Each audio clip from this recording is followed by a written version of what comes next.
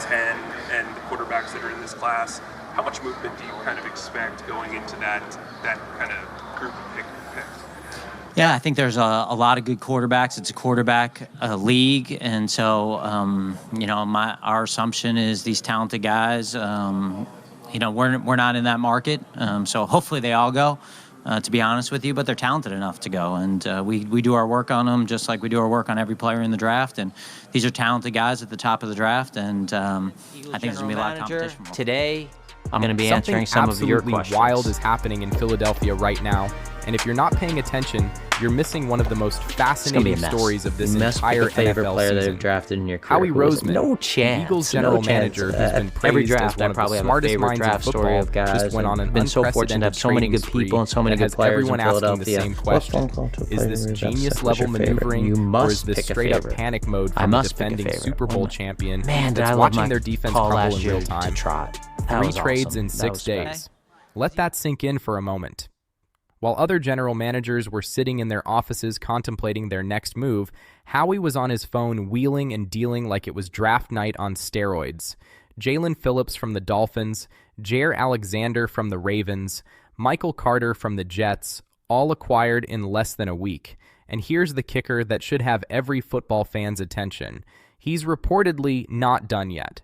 This is either the most aggressive championship push we've seen in years, or it's a desperate attempt to patch holes that never should have existed in the first place. By the end of this deep dive, you're going to understand exactly what's driving these moves, whether they're brilliant or disastrous, and what it all means for the Eagles' championship aspirations. Because this isn't just about adding depth pieces. This is about a team that won it all last year, looking in the mirror and absolutely hating what they see staring back at them. Let's start with the big one that sent shockwaves through the league. Jalen Phillips is now a Philadelphia Eagle. The Miami Dolphins traded him for a 2026 third-round pick, and on the surface, this looks like a steal. You're getting a former first-round pick who's only 26 years old and has shown legitimate ability to be a game-wrecking pass rusher. But dig deeper, and you'll find a story that's far more complicated and concerning than the initial headlines suggest. Back in 2023, Phillips was playing under defensive coordinator Vic Fangio in Miami, and he wasn't just good. He was on an absolute tier that had people talking about him as one of the most dangerous edge rushers in football. Phillips racked up 6.5 sacks in just 8 games before everything came crashing down. We're talking about a guy who had at least 1 sack in 5 consecutive games. He wasn't looking like a solid role player. Jalen Phillips was looking like a legitimate star, the kind of edge rusher who takes over games and makes quarterbacks check under their beds at night. Then came Black Friday 2023, playing against the Jets in the most cursed venue in professional football, MetLife Stadium. This field has ended more careers than a retirement home and given brutal injuries to more stars than we can count. Phillips tore his Achilles tendon, and just like that, his breakout season was over. But the nightmare didn't end there. He battled back with incredible determination for the 2024 season opener, showing the kind of mental toughness that made him a first-round pick in the first place. 4 games into his comeback, disaster strikes again. He partially tears his ACL in a collision with his own teammate. 2 straight seasons ended by devastating lower body injuries. Most players don't come back from one of those injuries the same, and Phillips has suffered through 2. These aren't minor bumps and bruises. We're talking about catastrophic damage to the structural integrity of his legs. An Achilles tear changes how you move. An ACL injury affects your cutting ability and explosiveness. For an edge rusher whose entire value is predicated on speed, agility, and explosive first steps, these injuries are career-altering events. Now here's where the Eagles are making their bet. This season, Jalen Phillips has been healthy. All 9 games, he's been on the field. But the stats don't exactly jump off the page and slap you in the face. 3 sacks and 7 quarterback hits through 9 games. That's not the kind of production that screams game changer. But if you dig deeper into the advanced metrics, there's something interesting happening. He leads the Dolphins with 29 pressures, and according to Next Gen Stats, 12 of those are quick pressures, meaning he's getting to the quarterback in under 3 seconds. For context, let me give you some perspective on what that means for the Eagles. Jex Hunt leads Philadelphia with 30 pressures, and he's their best pass rusher right now. Nobody else on the entire team has more than 19. So Phillips would immediately slot in as either the number 1 or number 2 pressure generator on the Eagles defense, which tells you everything you need to know about how desperate they are for pass rush help. Here's the element that makes this trade make actual sense beyond just adding a body. Vic Fangio is now the Eagles' defensive coordinator, the same Vic Fangio who coached Phillips to that career year in 2023, the same Fangio who knows exactly how to use him, what his strengths are, where to line him up, and what makes him tick as a player. There's genuine familiarity there, and in the NFL, where playbooks are complex and defensive schemes can take months to fully grasp, that familiarity matters tremendously. Phillips isn't walking into a completely foreign system trying to learn everything from scratch while also getting acclimated to a new city and new teammates. He's reuniting with a coach who already unlocked his potential once before. Let's be brutally honest about why this trade happened when it did. The Eagles are desperate for pass rush help, like pulling their hair out desperate. They're ranked 24th in the NFL in sacks with just 16 through 8 games.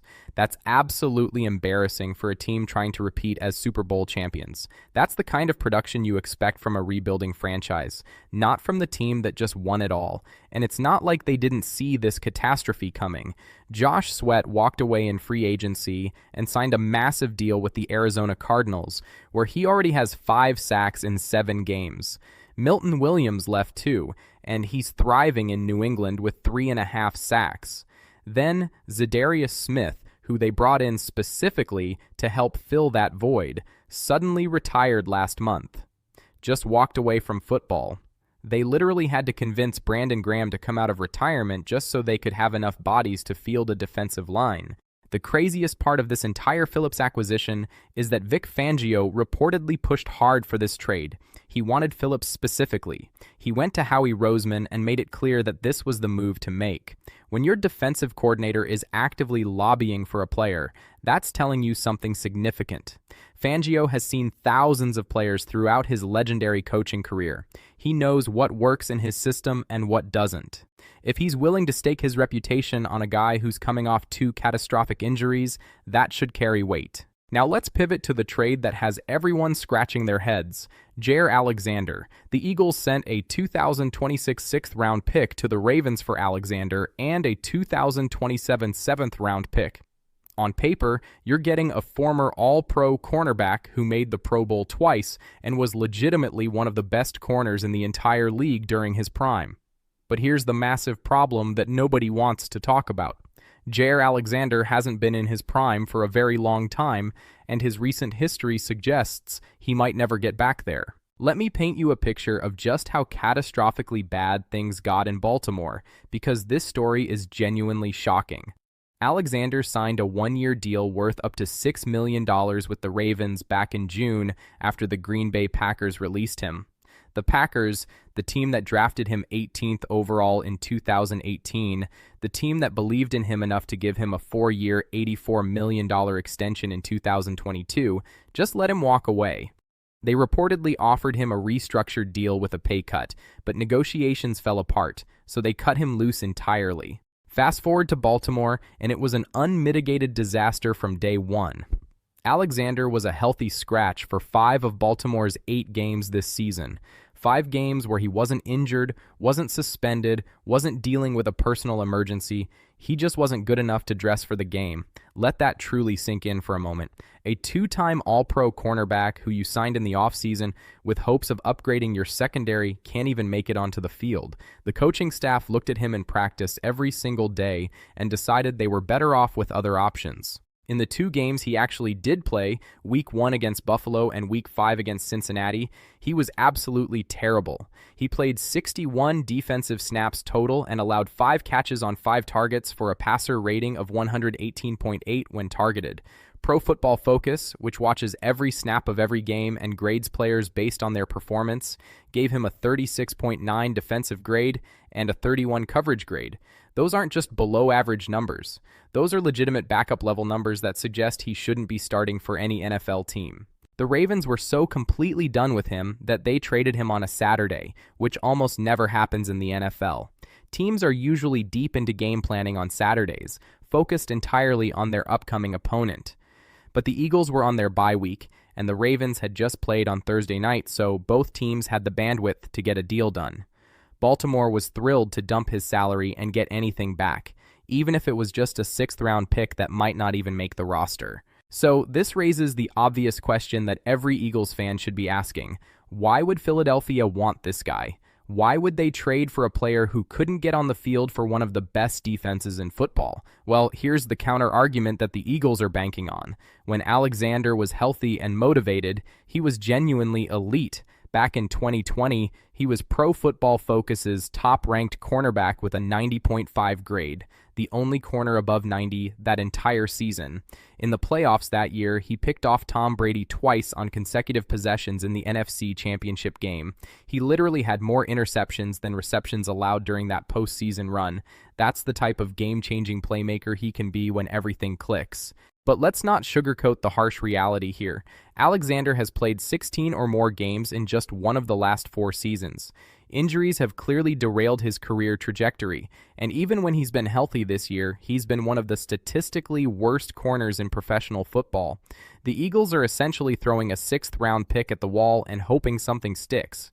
They're banking on a change of scenery, better coaching, and renewed motivation to resurrect a career that's currently on life support. For a 6th-round pick, that's absolutely worth the gamble. But Eagles fans shouldn't be surprised if this experiment fails spectacularly. Before the Phillips and Alexander blockbusters, there was another move that flew somewhat under the radar. The Eagles acquired Michael Carter from the Jets on Wednesday, sending John Machie III and swapping some late-round picks. Carter is primarily a slot cornerback, and this move potentially opens up something genuinely interesting for the Eagles' defensive secondary. Cooper DeJean had been really impressive in the slot as a rookie, showing instincts and coverage ability beyond his years. But he's versatile enough to play outside too. With Carter coming in to handle slot duties full-time, the Eagles could move DeJean outside permanently opposite of Quinion Mitchell, which would give them 2 young, talented corners on the perimeter, or they could rotate based on matchups and offensive personnel. The point is that Carter gives the Eagles the flexibility to be creative and adds much-needed depth to a secondary that desperately needed both. Carter also has organizational connections that shouldn't be overlooked. He played under Joe Douglas with the Jets, and Douglas is now the Eagles' senior personnel director. So once again, we see that familiarity factor that Howie clearly values. Carter isn't walking into a completely foreign environment where he knows nobody. He's got a connection to the front office, which should help his transition. But here's the uncomfortable truth that nobody in Philadelphia wants to acknowledge out loud. These trades aren't signs of organizational strength. They're glaring admissions that Howie Roseman made critical mistakes in the offseason, and now he's scrambling to fix them before the season spirals completely out of control. The Eagles let Josh Sweat walk to Arizona on a $76 million deal. They couldn't keep Milton Williams, who's now dominating on a $14 million contract in New England. They traded C.J. Gardner-Johnson, who had 6 interceptions last year and was one of the most impactful safeties in football, to Houston for Kenyon Green, a former first-round guard who can't stay healthy and can't win a starting job. That trade has been an absolute disaster that looks worse with every passing week. All those moves were about money. Roseman was trying desperately to manage the salary cap after paying Jalen Hurts, A.J. Brown, and Devonta Smith massive contracts. He was making calculated decisions about who to keep and who to let walk based on financial projections and salary cap gymnastics. But those calculated decisions have left gaping holes all over the defense that are now being exposed on a weekly basis. The pass rush has been anemic to the point of being non-existent. Before the bye week, the Eagles had to bring Brandon Graham out of retirement because they literally didn't have enough healthy bodies to field a competent defensive line rotation. Nolan Smith has been on injured reserve with a triceps injury. Azeez Al-Jari just went on IR with a hamstring problem. Joshua Uche, who they signed specifically to help replace Sweat's production, has 1 measly sack in 8 games. Jex Hunt has 1 sack too. The Eagles' edge rushers combined for just 5.5 sacks through 8 games, and 1.5 of those came from Zadarius Smith before he retired. At cornerback, it's been an equally depressing mess. Darius Slay and Isaiah Rodgers both left in free agency.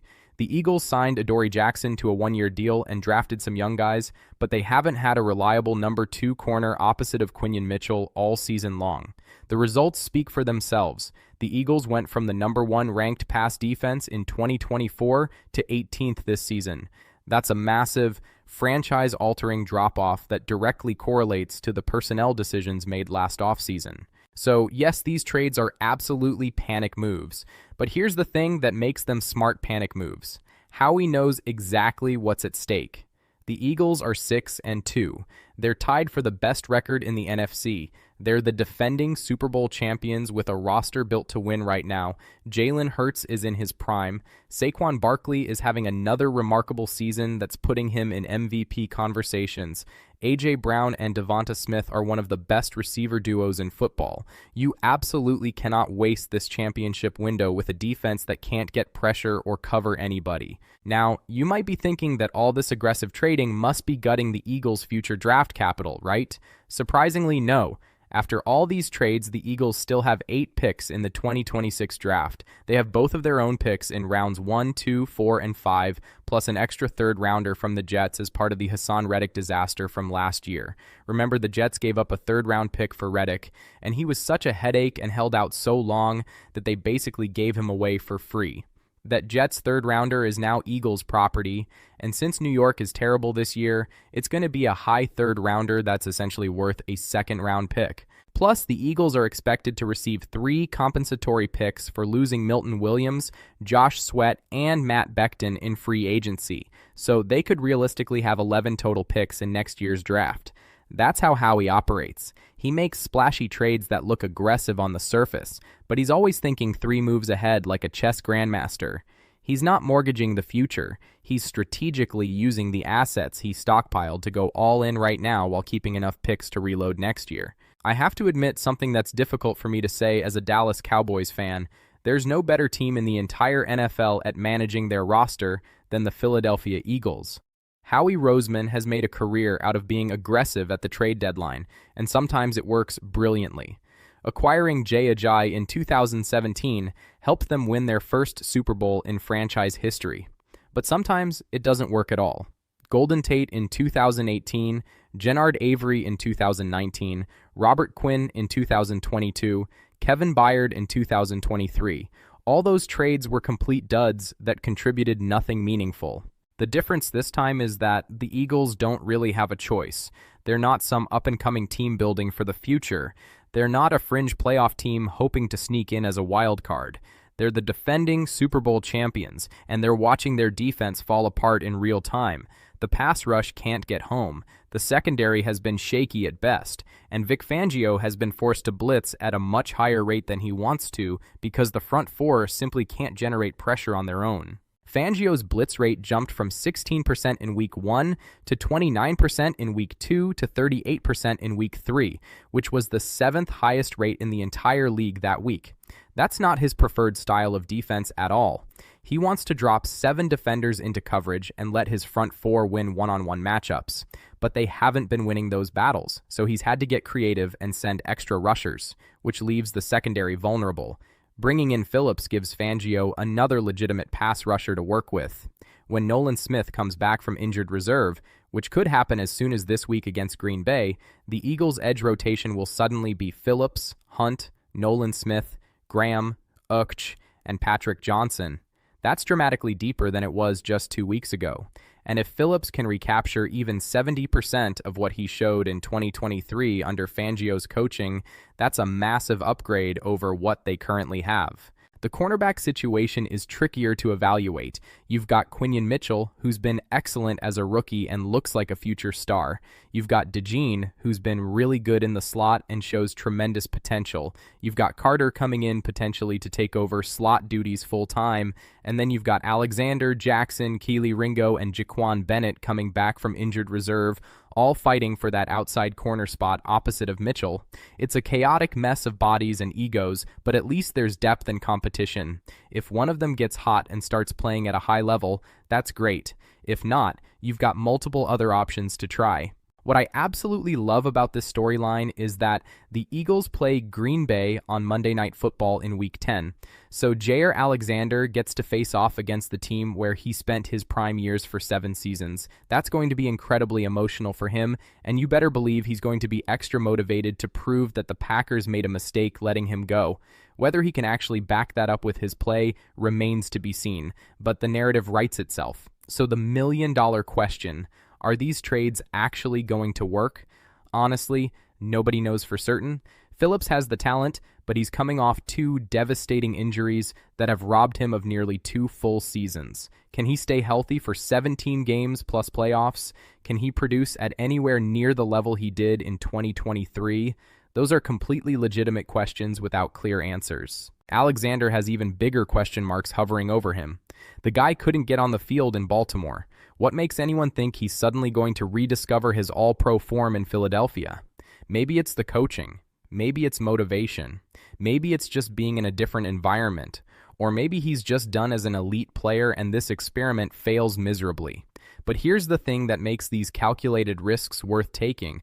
The Eagles didn't give up much. A 3rd rounder for Phillips, a 6th rounder for Alexander, and some late pick swaps for Carter. If all 3 of these guys completely bust and contribute nothing meaningful, it's not like it's going to set the franchise back for years. It's disappointing, but it's not catastrophic. The draft capital invested is minimal.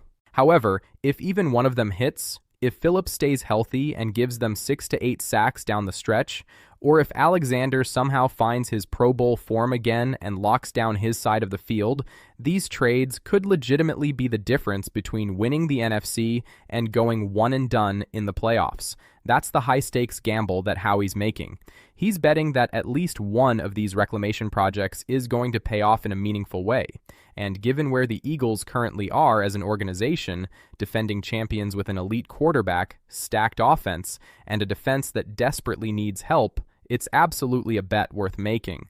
You don't just sit on your hands and hope things improve when you have a championship window this wide open. You push your chips to the middle of the table and you go for it with everything you've got. The Eagles are in full-blown all-in mode, and there's genuinely no shame in that approach. Every legitimate contender should be willing to make aggressive moves like this when the stakes are this astronomically high. The question isn't whether they should have made moves. The question is whether Howie Roseman targeted the right players and paid appropriate prices for them.